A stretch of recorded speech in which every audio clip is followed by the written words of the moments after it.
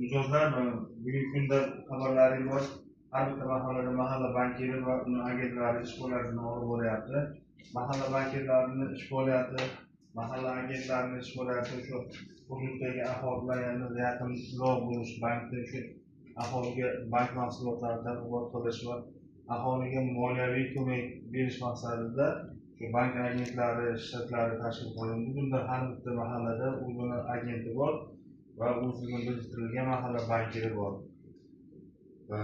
Shu agentlarga agentlarning ko'proq sizlarning xonadonlaringga borib, o'zlaridagi bor banklarda bor mahsulotlarni sizlarga taqdim qiladi va sizlarni u bilan tanishadigan xabarlaring bor. O'sha milliy mahalla loyihasi bo'yicha o'zini o'zi band qilish bo'yicha va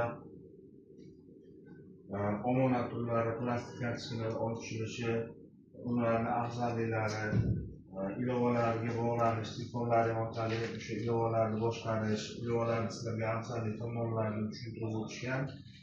Bugungi kunda hozir o'zi mening mahallam doirasi bo'yicha 50 milliongacha kredit ajratib kelmoqda. Kafil garov ta'minoti sifatida kafil doimiy ish haqi yoki doimiy daromadga ega shaxslar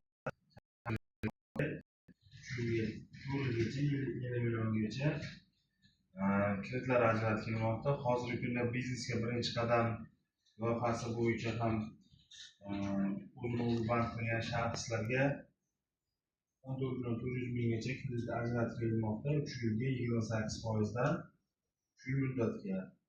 Bunda o'sha olgan kreditlarning o'zlarining plastik kartochkalariga tushirib beriladi.